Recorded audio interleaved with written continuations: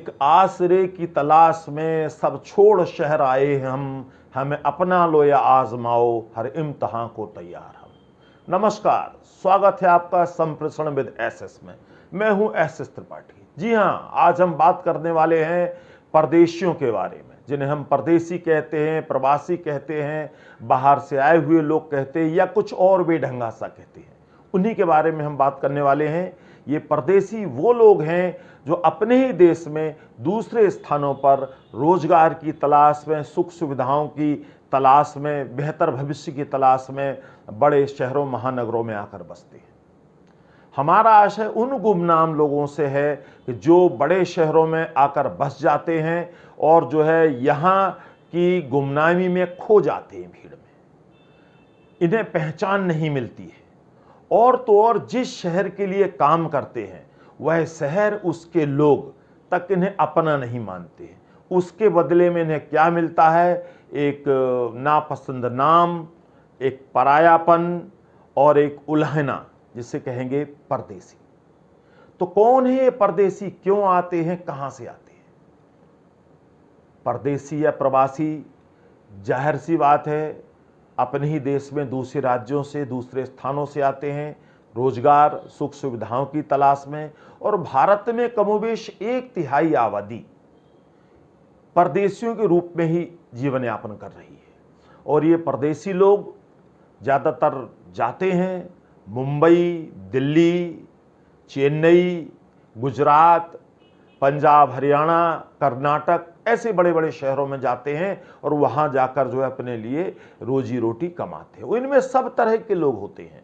इनमें एक जो है निचले दर्जे पे काम करने वाले से लेकर बड़े अफसर तक, ये सारे परदेसी की कैटेगरी में आते हैं। और कहीं ना कहीं परदेसी होने का उल्हना ये सब झेलते हैं। अब बात चलती है कि परदेसी किन राज्यों से ज्यादा आते हैं। तो यहाँ विचारणीय विषय यह है कि परदेसी सबसे अधिक भारत के 2 बड़े राज्यों से आते हैं। नंबर 1 उत्तर प्रदेश और नंबर 2 बिहार। यही 2 राज्यों से सबसे ज्यादा परदेसी लोग या प्रवासी लोग आते हैं और यही लोग वो वहाँ के शहरों से अनुकूलन बिठा पाते हैं। उसकी वजह यह है कि इन राज्यों के रहने वाले लोग बहुत जीवट वाले, संघर्ष वाले और आसानी से अनुकूलन करने वाले लोग होते हैं, मेहनती लोग होते हैं। इसलिए किसी भी शहर में ये सामंजस्य बिठा लेते हैं। और इनके सामंजस्य में महिलाओं की भी महती भूमिका होती है। जब नए शहरों में आते हैं तो इनके घर की महिलाएं भी कामकाज करती हैं और जो है गृहस्थी की गाड़ी किसी तरह चलना शुरू हो जाती है। लेकिन गृहस्थी की गाड़ी चलना ही काफ़ी नहीं होता है, उसमें रफ्तार की भी ज़रूरत होती है। तो फिर इनके सामने बहुत सारी चुनौतियां आती हैं। संघर्षों का एक नया दौर शुरू होता है। और जो है उन संघर्षों में बच्चों की अच्छी शिक्षा, अच्छी परवरिश, खुद के लिए एक छोटी सी छत और जो है नई पीढ़ी के लिए मजबूत ज़मीन, ताकि जो संघर्ष उन्होंने खुद किया है इनके आने वाली पीढ़ी को न झेलना पड़े। और आखिरकार ये कामयाब भी होते हैं। एक छोटा सा दड़बे नुमा घर ही किसी तरह मेहनत से बना लेते हैं। और जो है लेकिन इस आपाधापी में जो चीज़ पीछे छूट जाती है वो छूट जाते हैं अपने गांव के लोग, अपने पुराने लोग, अपने रिश्तेदार नातेदार, क्योंकि इस सब भाग दौड़ में उनके लिए समय नहीं निकाल पाते। नतीजा क्या होता है? नतीजा ये होता है कि इधर उनके गांव और कस्बे वाले ये मान बैठते हैं कि अब तो भैया भाभी शहर में सेटल हो गए हैं, शायद अब लौट कर नहीं आएंगे वापस गांव। और वो जो है भैया भाभी की बजाय जो है भोपाल वाले भाई साहब, चेन्नई वाले चाचा, कानपुर वाले काका, मुंबई वाले मामा, इन नामों से पहचाने जाने लगते हैं। और जो है अब इनका जीवन कैसा होता है तो कोई शक नहीं कि बड़े महानगर इन्हें रोजी रोटी मुहैया कराते हैं, अच्छा जीवन देते हैं, सुविधाएं देते हैं, लेकिन इनके बदले में इनसे एक भारी कीमत वसूल करते हैं। और वह कीमत इन्हें कई तरह से अदा करनी पड़ती है। वह कीमत क्या होती है? वह कीमत होती है कि ये अपनी कीमत अदा करते हैं अपनी पहचान, रुतबा, नाम खोकर, सेहत, शरीर खोकर, परिवार, मित्र, रिश्ते, नातेदार खोकर, क्योंकि उनसे दूरी बन जाती है, अच्छा वातावरण, अच्छा खान पान खोकर, अपनी संस्कृति, भाषा, व्यवहार, रीति रिवाज, इन सब से समझौता करके, और ना जाने ऐसे कितने ही समझौते, कितने ही त्याग इन्हें करने पड़ते हैं इस नए शहर में सामंजस्य बिठाने के लिए। और लेकिन इसके बाद भी ये कहलाते परदेसी ही है। सब कुछ देने के बाद, तमाम उम्र खर्च कर देने के बाद भी कहलाते परदेसी है। और इसके बदले में इन्हें क्या मिलता है?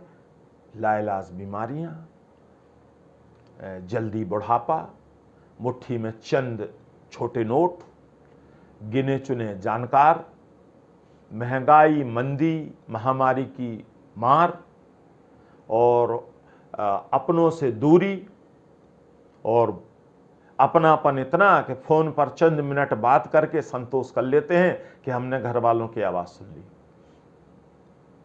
और जो है एक सपना जो ज्यादातर परदेसी पाले होते हैं कि जब हम बच्चों से फारिग हो जाएंगे, जिम्मेवारियों से फारिग हो जाएंगे, तो अपने गांव में चलकर रहेंगे। जो हमने गांव में मकान बनवाया है उस गांव में चलकर रहेंगे। अब ये बात अलग है कि वो सपना इनका अधिकांशतः पूरा नहीं हो पाता है। और परदेसी कहलाने की पीड़ा इन्हें सारी उम्र जो है सताती रहती है। और परदेसी कहने वालों में आप उनके स्थानीय शहर के बाशिंदे भी होते हैं जो कभी गुरेज नहीं करते उन्हें परदेसी कहने से कि इन्हें बुरा लगेगा, अच्छा लगेगा। हाँ, इस दौरान ये भी है कि उन बड़े शहरों में चंद फरिश्तेनुमा लोग भी मिलते हैं जो मदद भी करते हैं, आसरा भी देते हैं, अपनापन भी जताते हैं और स्नेह भी जताते हैं। राजनीतिक दलों के लिए यह परदेसी लोग जो है इंसान नहीं, वोट बैंक माने जाते हैं। और चुनाव में राजनीतिक रोटियां इन्हीं की पीठ पर सेंकी जाती हैं। और इतने सब कुछ के बाद भी ये फिर भी कहलाते हैं परदेसी, प्रवासी, बाहरी, ये कुछ और बेढंगे भद्दे से नाम। तो यह चर्चा जारी रखेंगे एक छोटे से ब्रेक के बाद। बने रहिएगा हमारे साथ।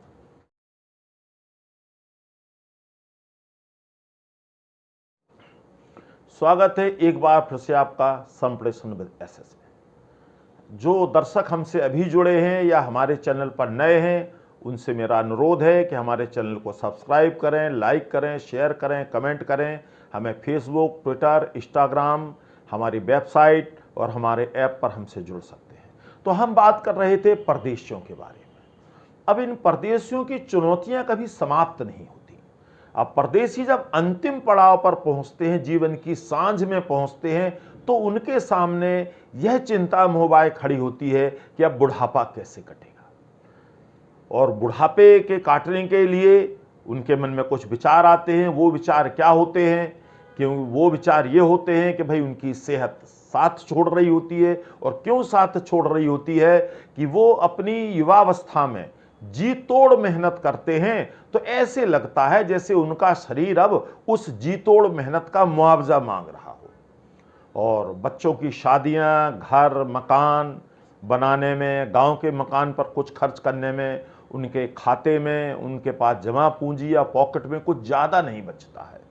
और जो है युवा बच्चे जो है शहर की चमक दमक भरी ज़िंदगी में अपने लिए स्पेस ढूंढ लेते हैं। बेटियां अपने घरों को चली जाती हैं और खड़े रह जाते हैं वहीं पर दो राहे पर परदेसी बाबू और उनकी मैम। अब जिंदगी फिर दो राहे पर आकर खड़ी हो जाती है कि अब क्या करें। तो वो एक बार टटोलते हैं गांव में अपने बंधु बांधवों को कि क्या वहाँ कोई रास्ता गांव को जाता है। तो पता चलता है बंधु बांधव जो इनकी ज़मीन जायदाद मकान इस्तेमाल कर रहे होते हैं, तो कहीं ना कहीं वो भी मन ही में चाहते हैं कि परदेसी बाबू अब लौट कर गाँव ना आए, हमें डिस्टर्ब ना करें। नतीजा क्या होता है कि वो लोग इनके फ़ोन उठाने बंद कर देते हैं, अटेंड कम करते हैं, या कहते अभी मैं आपको कॉल बैक कर रहा हूँ, और फिर फ़ोन उठाना ही बंद हो जाता है। एक तरह का बेरुखी रूखापन नज़र आता है। अब ये मदद मांगे तो किससे मांगें, क्योंकि इनके बड़े बुजुर्ग तो दुनिया से जा चुके होते हैं। जो इनकी उम्र के संगी साथी होते हैं गांव में, वो उनमें से कुछ बीमार और कुछ परेशान और कुछ गुजर भी चुके होते हैं और कुछ अपनी ही परेशानियों में उलझे हुए होते हैं। और जो गांव की नौजवान पीढ़ी है कस्बे की, वो इन्हें जानती तक नहीं। रिश्तेदार रुख नहीं मिलाते, क्योंकि शहर की आफादाफी और तेज रफ्तार में रिश्तेदारों के लिए ज़्यादा समय निकाल नहीं पाए। और फिर किसी दिन अचानक परदेसी बाबू उसी अनजान शहर की गुमनाम माटी में फना हो जाते हैं।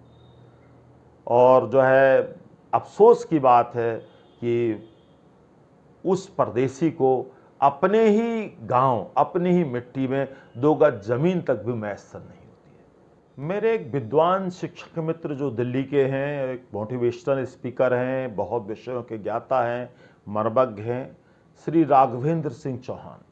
तो चौहान साहब का परदेशियों के बारे में कहना है कि जो महानगरों की जीवन है परदेशियों का, वो आप ये समझिए कि यहाँ लाइफ माइनस में चली जाती है। माइनस में कहने का उनका आशय है कि महानगरों का में आना लोगों का एक तरह से घाटे का सौदा होता है। घाटे का सौदा क्यों होता है कि यहाँ आते ही उनके वापस लौटने के अधिकांश रास्ते बंद हो चुके होते हैं, और फिर अगर वो लौटना भी चाहें तो कुछ ना कुछ माइनस कराकर खोकर ही लौट पाते हैं। और वो माइनस होता है चाहे उनकी सेहत हो, चाहे शरीर हो, चाहे रिश्ते नाते हों, और चाहे जो है उनके कुछ अधूरे सपने हों, संस्कृति हो, संस्कार हो, या कई बार उनके कुछ अपने हों। यानी कुल मिलाकर जीवन माइनस में चला जाता है और व्यक्ति कहीं का नहीं रहता है। फिर मन में सवाल उठता है, जब इतनी सारी चुनौतियां हैं, इतनी सारी कठिनाइयां हैं, फिर परदेसी लोग क्यों आते हैं महानगरों में?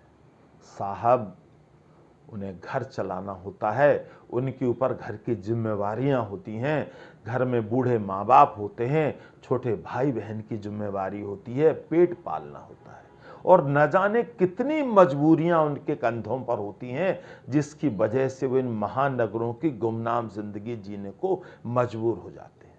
वरना आप खुद ही सोचिए, कौन मूर्ख होगा जो अपने रिश्ते नाते, घर परिवार, अपनी मिट्टी, अपने लोगों को छोड़कर किसी गुमनाम शहर में दर दर भटकने को, मारा मारा फिरने को खुशी से आएगा? मैं एक क्षमा सहित सवाल पूछना चाहता हूं उन सभी लोगों से जो कहीं ना कहीं परदेशियों के बारे में उपहास करते हैं या सोचते हैं कि ये तो ऐसे ही है। तो मैं आपसे ही पूछना चाहूंगा, क्या किसी आम शहरी में इतना सामर्थ्य, इतनी जीवट है कि वो किसी अनजान गुमनाम शहर में, जहां उसका कोई अपना ना हो, वो किसी को जानता ना हो, उस शहर को उसने कभी देखा ना हो, और देखा है तो सिर्फ नक्शे में देखा है, वहां चला जाता है किसी आश्रय की तलाश में, उम्मीद की तलाश में, और वहां जाकर अपना सारा जीवन खपा देता है? तो आप सोचिए, है ना दिलेरी का काम? तो परदेसी बनना भी इतना आसान नहीं है। एक सामान्य आदमी इस सब की कल्पना से सहर उठता है कि कैसे अनजान शहर में इतना सब आदमी कर पाता है, और करते हैं, और सफल भी होते हैं बहुत सारे। ये बात अलग है, उन्हें इसकी बहुत भारी कीमत चुकानी पड़ती है, अपनी सेहत, अपने परिवार, अपने रिश्ते, अपने नातों से। तो अब अगर कोई परदेसी आपको मिले तो सलाम कीजिएगा उसके जज्बे को कि वो कितना सब कुछ सहकर आपके शहर को अपना शहर मानकर काम कर रहा है, यहाँ रोजी रोटी कमा रहा है, जो कमा रहा है वो खर्च भी यहीं कर रहा है, वो टैक्स भी दे रहा है, वो सारे काम कर रहा है। और यह सब जानने के बावजूद कि तमाम उम्र, जीवन के 50-60 साल खर्च करने के बाद भी यह शहर, यहाँ के लोग उसे अपना नाम नहीं देंगे, वह कहा जाएगा तो सिर्फ परदेसी ही, इसके बावजूद भी वो ये सब करता है। और अपने जो परदेसी भाई हैं उनसे मैं निवेदन करना चाहूँगा कि आप लोग, यदि बहुत ज़रूरत हो, बहुत कठिनाई हो, तो ही आप अपने घर परिवार को छोड़ें, क्योंकि भैया घर की रूखी सूखी बेहतर है परदेश की चुपड़ी से। आप अगर परदेश आ भी जाते हैं, मजबूरी है, आना पड़ता है, तो अपने परिवार, रिश्ते नाते, जड़ों से जुड़े रहिए, अपने स्वास्थ्य अच्छा रखें, शहर में कुछ अच्छे मित्र बनाएं, बुढ़ापे का अच्छा आर्थिक इंतजाम करें, सामाजिक कार्यों में जुड़ें, और जो है इसके अलावा आप अपने आप का भी ध्यान रखें। और परदेशियों से जो सीख लेनी है उस सीख के बारे में सबसे निवेदन करना चाहूँगा कि आप परदेशियों से एक सीख जरूर लें। सीख ये है कि जब भी किसी बड़े पेड़ को दूसरी जगह रोपा जाता है तो बहुत दिन तक मुरझाया रहता है, बड़ी मुश्किल से सामंजस्य बिठा पाता है और मुरझाने की स्थिति भी आ जाती है, लेकिन वो उम्मीद का दामन नहीं छोड़ता है और एक दिन वो लहलहा उठता है, हरा भरा हो उठता है। तो ये परदेसी कुछ वैसे ही है, ये उम्मीद का दामन नहीं छोड़ते, लगे रहते हैं और अपनी आगामी पीढ़ी के लिए बहुत कुछ करके जाते हैं। तो याद रखिएगा, निवेदन करूंगा कि अब कोई भी परदेसी, कोई भी माइग्रेंट, कोई भी प्रवासी जो अपने ही देश में किसी दूसरे राज्य से आया हो तो उससे सम्मान से मिलिएगा, दो मीठे बोल हंसकर बोलिएगा। आप देखिएगा उसकी छलकती आंखें आपका आभार व्यक्त कर देंगी और महसूस करा देंगी कि वो बहुत खुश हुआ ये सब सुनकर। और जो है, क्योंकि ये परदेसी आपके शहर में आते हैं पेट पालने, रोजी रोटी के लिए सेवा करने, सिंहासन चढ़ने नहीं आते, कोई लग्जरियस लाइफ जीने नहीं आते। मैं निवेदन करूंगा सरकारों से कि सरकार भी राज्य स्तर पर इसके बारे में सोचे, रोजगार के अवसर बढ़ाए, ताकि लोगों को प्रदेश में, महानगरों में जाकर न रहना पड़े और पीड़ा न झेलनी पड़े। क्योंकि इसके कई और लाभ हैं। इसका लाभ ये भी है कि महानगरों पर बढ़ता आबादी का बोझ घटेगा, वहाँ सुविधाओं की कमी हो रही है वो दूर होगी, रोजगार के साधन अगर अपने ही घर में उपलब्ध होंगे तो तंग बस्तियाँ नए शहरों में नहीं बनेंगी। और इस बात का भी बिल्कुल होगा कि अगर ये सब चीज़ें हो जाएंगी तो फिर मुझे नहीं लगता कि कोई परायेपन जैसी कोई पीड़ा होगी और सिर्फ बचेगी तो खुशियाँ और खुशियाँ। और हम आप सबसे, जो हमारे दर्शक हैं, उनसे भी निवेदन करना चाहूँगा कि आप हमारे चैनल को ज़्यादा से ज़्यादा सब्सक्राइब करें। हम ऐसे ही रोचक, मज़ेदार, उपयोगी कंटेंट लेकर आपके सामने आने वाले हैं, तो बने रहिएगा हमारे साथ। नमस्कार।